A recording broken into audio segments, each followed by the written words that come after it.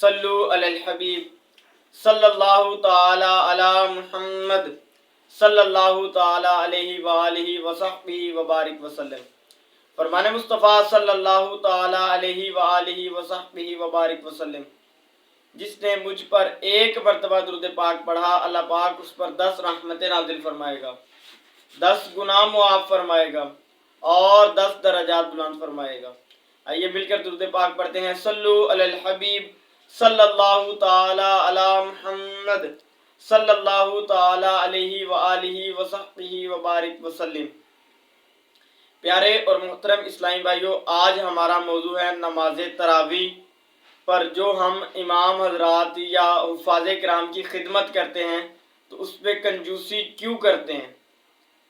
اب رمضان المبارک کا مہینہ آخری اشرا جاری و ساری ہے، تو اب عید کی شاپنگ کی بھی عروج پر ہے۔ اب جب باری آئے گی حفاظ اکرام کی تراویح کی خدمت کرنے کی تو ہماری جیب سے صرف اور صرف 10، 50 یا زیادہ سے زیادہ 100 کا نوٹ نکلے گا۔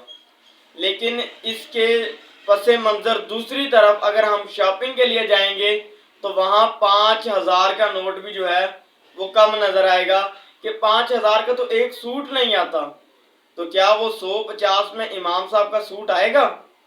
وہ جو تراویح پڑھا رہا ہے اس کا کچھ آئے گا؟ اس کی جوتی، اس کے کپڑے، اس کی امامہ شریف، ٹوپی، اس کے لیے خوشبو یا چادر یا کوئی بھی اس کی فیملی کی چیز یا اس کے لیے اس کی ضروریات پوری ہو سکیں گی اس 10 روپے سے؟ یہ خود غور کیجئے کہ 10 روپے آج کل آپ کے بچے جیب خرچی کے لیے بھی نہیں لیتے، اور وہ آپ 10 روپے امام صاحب کی خدمت کر رہے ہیں جس کے پیچھے آپ نے پورا مہینہ 20 رکعت تراویح کی روز پڑھی، اس کی خدمت کے لیے آپ صرف اور صرف 10، 100، 50 دے رہے ہیں۔ شرم نہیں آتی ہمیں اس طرح کی حرکات و سکنات کرتے ہوئے؟ بچہ جب 10 روپے، بچہ تو 10 مانگتا بھی نہیں ہے بلکہ وہ 100 کا فریاد کرتا ہے۔ ہم 10 دیں تو وہ ہمارے چہرے کی طرف، منہ کی طرف پھینک دیتا ہے کہ میں نہیں لیتا 10 روپے۔ اور آپ امام مسجد کو جس کے پیچھے آپ نے سارا سال نماز پڑھی ہوتی ہے اور بالخصوص رمضان المبارک میں تراویح بھی پڑھی ہے، اس کے لیے ہم رمضان میں خدمت کے لیے 150 دے رہے ہیں۔ شرم نہیں آتی ہمیں؟ کیا اس 150 سے اس کی امام کی ضروریات، اس کی عید کی شاپنگ، اس نے اپنے بچوں کو، اپنے والدین کے لیے جو ضروریات کی چیزیں لینی ہیں وہ لے سکتا ہے؟ قطعاً ایسا نہیں ہو سکتا۔ اب ہمیں غور و فکر یہ کرنا ہے کہ جب ہم اپنے بچوں کے لیے 5-5 ہزار کا سوٹ لے رہے ہیں تو کیا زیادہ سے زیادہ ہم امام صاحب کو 1000 بھی نہیں دے سکتے اپنی جیب سے کہ وہ بھی اپنے بچے کے لیے یا اپنے لیے کچھ نہ کچھ شاپنگ کر سکیں؟ ہمیں شرم آنی چاہیے اس طرح کے کام کرتے ہوئے۔ اب جو ہمیں سارا ماہ قرآن پاک سنا رہا ہے، اللہ پاک کا کلام سنا رہا ہے، کلام الہی سنا رہا ہے، تو اس کے لیے ہم صرف اور صرف 150 دے رہے ہیں۔ ایسے کام کرنے سے باز آ جائیے اور غور کیجئے کہ کیا وہ امام صاحب کی دل آزاری کا سبب نہیں بن رہا؟